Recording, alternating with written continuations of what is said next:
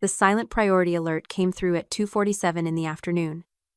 I was sitting in a classified briefing room 300 miles away in Washington, D.C., watching satellite thermal feeds of a money laundering operation in Bogota. My phone didn't ring or vibrate. It just flashed a single red notification. Perimeter breach. Sector 4. Home office. I didn't panic. I didn't gasp. I simply excused myself from the table, stepped into the corridor, and pulled up the secure feed on my phone. The image quality was military-grade crystal clear. Standing in the center of my Manhattan penthouse living room wasn't a burglar in a ski mask. It was my sister, Chloe. She was wearing a white designer dress, holding a thermal cutting tool I recognized immediately. It was an industrial-grade device, something you buy on the dark web if you want to melt through a biometric lock without triggering a heat alarm. She walked straight to my office, safe the one hidden behind a false panel in the wall. She didn't hesitate. She pressed the tool against the lock mechanism, waited 4 seconds for the magnesium coil to burn through the steel pins, and pulled the door open. She reached inside and grabbed the only thing in there. A heavy, brushed metal drive about the size of a deck of cards. To her, it looked like a high-end cryptocurrency wallet. She held it up to the camera, smiled a smile that didn't reach her eyes, and mouthed 2 words. Found it. Then she turned and walked out. She didn't know she had just triggered a silent federal warrant.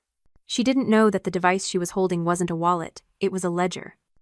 And she had just walked out of a Faraday cage with active evidence in a federal RICO case. I tapped the screen once to activate Protocol 0.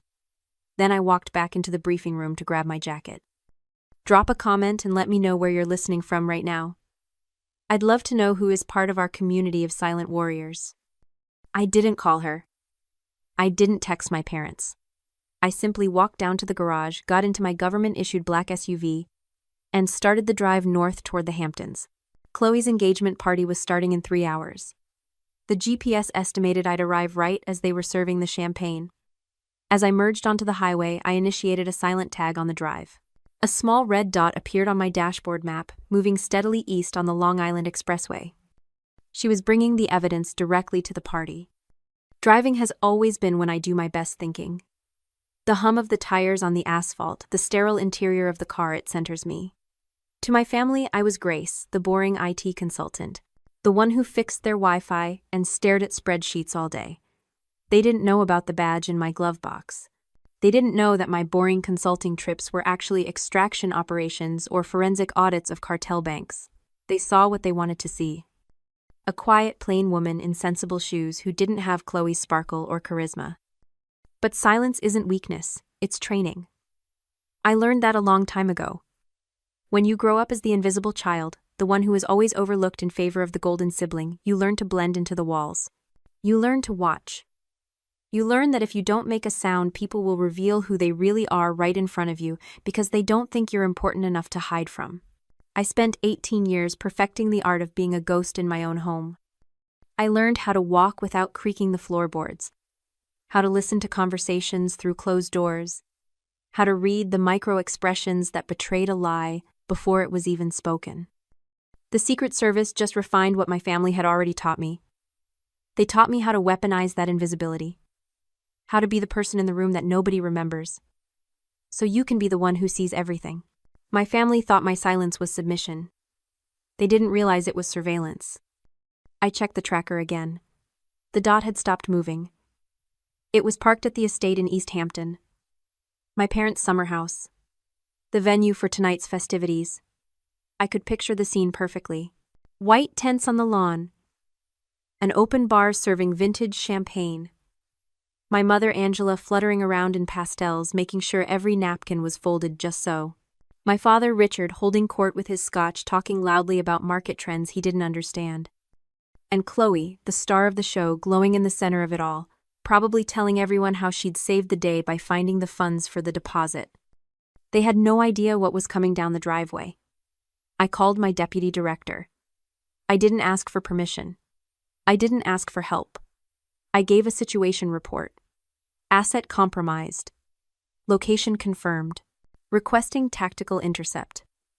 Authorization code, Delta 9. His voice was calm, professional. Tactical team is mobilizing from the New York field office. ETA 40 minutes. Do not engage until perimeter is secure. I hung up. I wasn't driving to a party anymore. I was driving to a crime scene. And for the first time in my life, I wasn't going to be the ghost. I was going to be the haunting. I pulled up to the gate exactly 45 minutes later. The sun was beginning to set, casting long shadows across the manicured lawns. I could hear the faint sound of a string quartet playing something classical and expensive. The valet looked at my SUV with confusion. It wasn't the usual luxury sedan or sports car. It was covered in road dust and looked like a tank. I ignored him, parked it myself on the grass, and stepped out. I smoothed my blazer, checked the concealed carry holster at my hip to make sure it wasn't printing, and walked toward the white tent. The air smelled of expensive perfume sea salt and the distinct rotting sweetness of entitlement. My mother spotted me first. She didn't smile. Her eyes flicked up and down my outfit, black trousers, black blazer, white shirt, and narrowed. She walked over not to greet me but to intercept me. "Grace," she hissed, keeping her voice low so the guests wouldn't hear. "You're late, and look at you. You look like you're going to a funeral, not your sister's engagement party. Couldn't you have worn something festive just for once?" I looked at her. Really looked at her. I saw the tension around her eyes, the way her hands fluttered nervously. She knew. She knew Chloe had stolen the drive. She just didn't care. "I'm here now, Mother," I said, my voice flat. "Where is Chloe?" "She's busy being the bride-to-be," my mother snapped. "Don't bother her. And try to smile. People are watching." She shoved a glass of champagne into my hand and turned back to a group of women, instantly switching on her charm. I watched her go. I took a sip of the champagne. It was warm. I set the glass down on a passing tray and scanned the room. There she was. Chloe. She was standing by the head table, laughing at something her fiancé Tyler had said. She looked radiant. She looked victorious. And right there, sitting on the table next to her clutch, was the drive. It wasn't even hidden. She had it out like a trophy. I felt a cold, hard knot of anger tighten in my chest. Not because she stole from me, but because she was so arrogant, so sure of her immunity that she didn't even think she needed to hide the evidence. I started walking toward her. My father intercepted me next. He clapped a heavy hand on my shoulder, his breath smelling of scotch. "Grace, you made it." He didn't sound happy. He sounded relieved, like a problem had been managed. "Listen, your mother tells me you might be upset about the borrowing. We'll talk about it later, all right? Don't make a scene. It's family money anyway. We all pitch in." The borrowing. That was their word for it. Not theft, not breaking and entering. Borrowing. I looked at my father's red, sweating face and realized the true horror of their psychology. They didn't see me as a separate person. To them, I was just an extension of the family organism. My apartment was their apartment. My money was their money. My boundaries were just suggestions they could override whenever the golden child needed something. This is what psychologists call enmeshment. It's a form of narcissistic control where the individual identities of family members are erased to serve the needs of the dominant parent or the favored child. In their minds, they hadn't robbed me. They had just reallocated assets from the storage unit me to the showroom Chloe. They felt entitled to my resources because they viewed me not as a human being with rights but as a utility. A faucet they could turn on whenever they were thirsty. And the terrifying part, they genuinely believed they were the good guys. They thought they were helping me by giving my useless savings a purpose. By giving it to Chloe. I gently removed my father's hand from my shoulder. I didn't say a word. I just kept walking. I reached the head table just as the music died down. Chloe tapped a spoon against her glass. The crowd went quiet. She beamed at them, raising her glass. "Thank you all for coming," she announced, her voice tinkling like a bell. "I know there were some rumors that we might have to change venues last minute due to some deposit issues." She giggled, and a few people chuckled politely. "But I am so happy to say that thanks to a generous, unexpected contribution from my wonderful sister Grace, we were able to secure this dream location." The room erupted in applause. Everyone turned to look at me, smiling, nodding, thinking I was the benevolent benefactor, the good sister. Chloe blew me a kiss. My mother beamed at me from the front row, mouthing, "See, it's fine." I stood there, the focal point of 100 lies, The applause washed over me like static. I looked at the drive on the table. I looked at the satellite feed on my phone, which showed 6 tactical units moving into position around the perimeter of the garden. The red dots were closing in. I didn't smile back. I didn't wave. I walked up to the table, reached past the flowers, and picked up the drive. The room went dead silent. Chloe's smile faltered. "What are you doing, Grace?" she hissed through her teeth. "Put that back." I turned to face the crowd. I held up the drive. It caught the light, heavy and cold and metallic. "This isn't a contribution," I said. My voice wasn't loud, but it carried to the back of the tent. I didn't engage my diaphragm.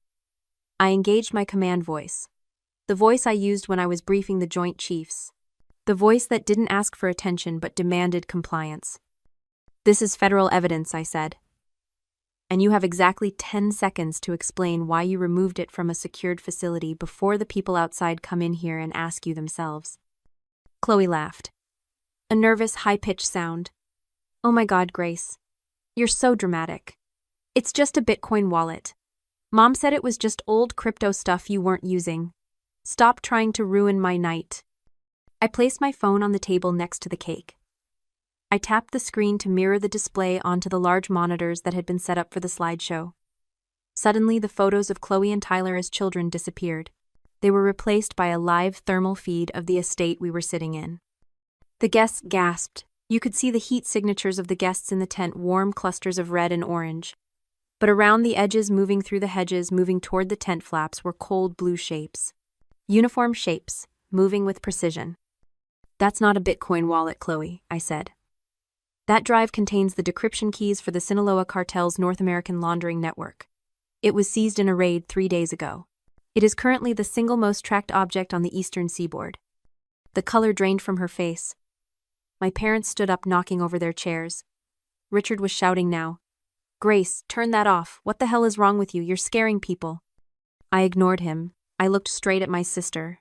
"By taking this drive out of a Faraday cage and bringing it here, you didn't just steal from me. You broadcasted a homing signal to the U.S. government, and potentially to the cartel associates who are currently looking for this hardware. You haven't just committed grand larceny, Chloe. You've committed terrorism financing and obstruction of a federal investigation."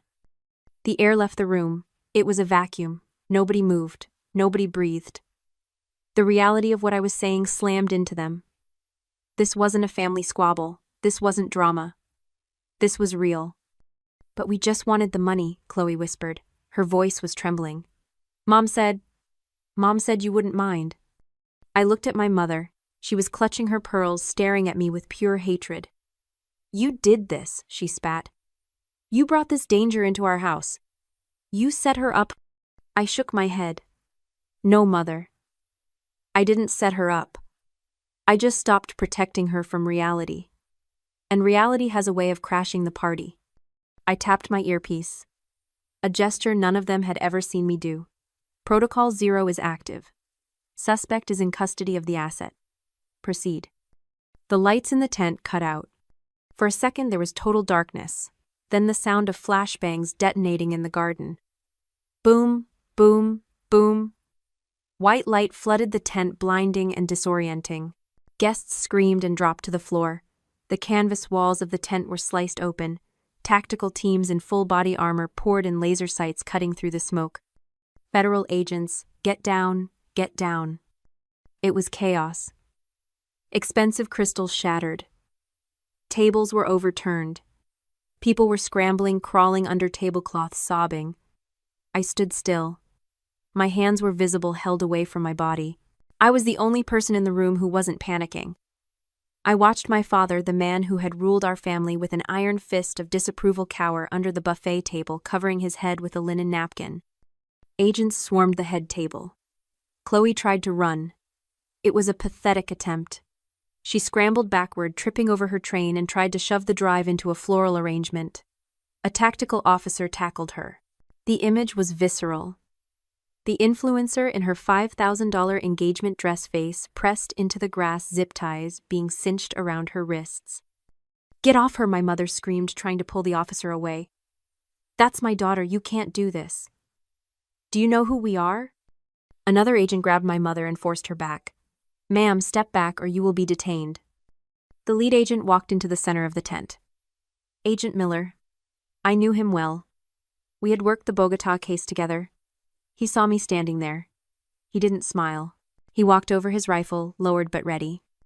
Agent, he said, nodding to me. Situation report. I pointed at Chloe, who was now being hauled to her feet, grass stains on her white dress, mascara running down her face. Suspect in possession of stolen federal evidence, I said. My voice was devoid of emotion, no anger, no pity, just the facts. The chain of custody has been broken. The asset needs to be secured immediately. Chloe looked at me. Her eyes were wide, terrified, pleading. Grace, please, tell them it was a mistake. Tell them I'm your sister.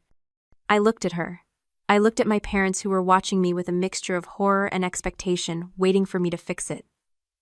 Waiting for me to be the invisible fix-it girl one last time. I looked back at Agent Miller.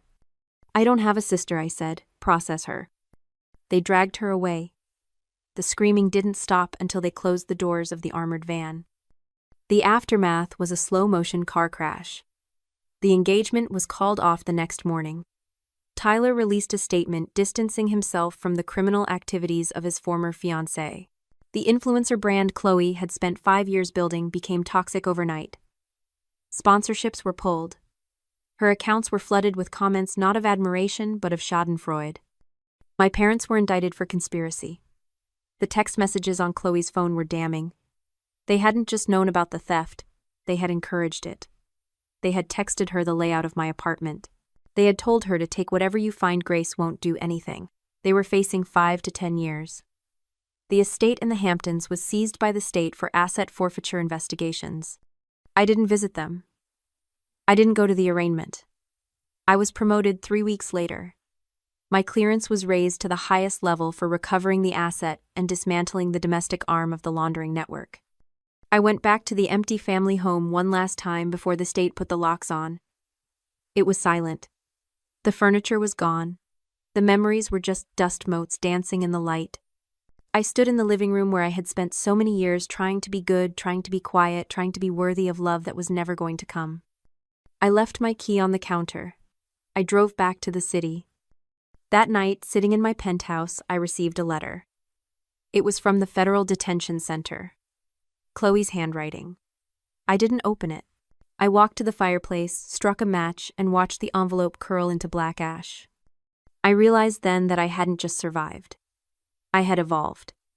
I was no longer the boring sister. I was the one who was left standing.